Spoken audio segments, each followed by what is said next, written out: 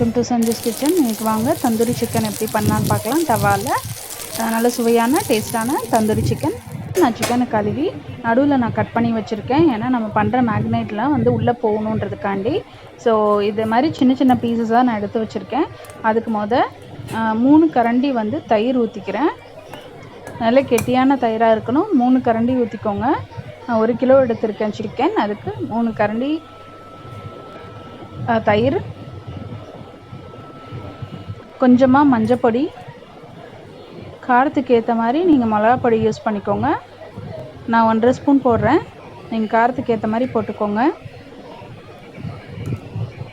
அப்புறம் 1 ஸ்பூன் வந்து இஞ்சி பூண்டு பேஸ்ட்டு. நான் பெரிய ஸ்பூனாக தான் போட்டிருக்கேன். 1 டேபிள் ஸ்பூன் அளவுக்கு போட்டுக்கோங்க. 1 டேபிள் ஸ்பூன் வந்து இஞ்சி பூண்டு பேஸ்ட்டு. அப்புறம் கொஞ்சமாக சால்ட், இதுக்கு தேவையான அளவு சால்ட். இதை போட்டு நல்லா மிக்ஸ் பண்ணிக்கோங்க. மிக்ஸ் பண்ணிவிட்டு நம்ம ஒரு 20 மினிட்ஸ் இது வந்து ரெஸ்ட்டில் வைக்க போகிறோம். நான் எப்பயுமே ஃப்ரிட்ஜில் தான் வைப்பேன். அந்த 20 மினிட்ஸ் ஃப்ரிட்ஜிலேருந்து எடுத்துக்கலாம்.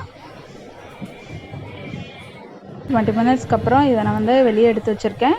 அதுக்கு ஒரு நம்ம டவாவில் தான் இப்போ ஃப்ரை பண்ணி எடுக்க போகிறோம் தந்தூரியை. ஸோ டவா எடுத்து சூடானோன்னா கொஞ்சமாக எண்ணெய், ஒரு 3 டீஸ்பூன் வந்து எண்ணெய் ஊற்றிக்கோங்க. அதோட கொஞ்சமாக பட்டர், அதையும் ஆட் பண்ணிக்கோங்க. அதுக்கு கொஞ்சமாக ஆட் பண்ணிக்கோங்க. அது ரெண்டும் நல்லா சூடானோன்னு டவாவில் எல்லா சைடும் படுற மாதிரி நீங்கள் அதை கொஞ்சம் அப்ளை பண்ணி விட்டுக்கோங்க. எல்லா சைடும் அப்ளை பண்ணதுக்கப்புறமா நம்ம மேக்னேட் பண்ணி வச்சுருக்கோம் இல்லையா சிக்கனை, அதை இதில் ஒவ்வொன்றா எடுத்து வைக்க போகிறோம். ஏன்னா சிக்கனில் எப்பயுமே தண்ணி இருக்கும். அதனால் ரொம்ப டம்ப் பண்ணிடாதீங்க. கொஞ்சம் தள்ளி ஸ்பேஸ் விட்டு போடுங்க, இல்லை நிறைய தண்ணி கொடுத்துரும்.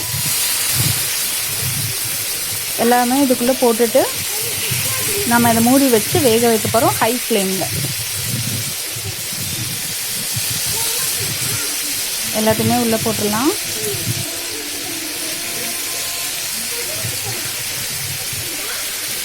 இந்த டவாக்கு எவ்வளோ வைக்க முடியுமோ அது மட்டும் வச்சு க்ளோஸ் பண்ணிவிடுங்க. நம்ம போட்டு எவ்வளோ தண்ணி வந்து ரிலீஸ் ஆகிருக்குன்னு பாருங்கள். இது வந்து நான் ஹை ஃப்ளேமில் தான் குக் பண்ணிகிட்ருக்கேன். தண்ணி எல்லாம் வத்துற அளவுக்கு கொஞ்சம் திருப்பி போட்டுருங்க. இந்த சைடு இருக்க தண்ணியும் அது எடுக்கணும். ஸோ அதனால் நல்லா திருப்பி போட்டுட்டு அந்த தண்ணி ஃபுல்லாக எவாப்ரேட் ஆகட்டும். அது வரைக்கும் ஹை ஃப்ளேம்லேயே குக் பண்ணிக்கலாம். எல்லாத்தையுமே இதே மாதிரி திருப்பி போட்டுருங்க. திருப்பி போட்டுட்டு அதுவும் நல்லா இந்த சைடும் நல்லா கொஞ்சம் குக் ஆகிற வரைக்கும், அதாவது தண்ணி இல்லாமல் இருக்காரு. இப்போ பாருங்கள், தண்ணி எல்லாமே வற்றிச்சு. நம்ம ஊற்றின எண்ணெயும் பட்டரும் மட்டும்தான் உங்களுக்கு தெரியுது.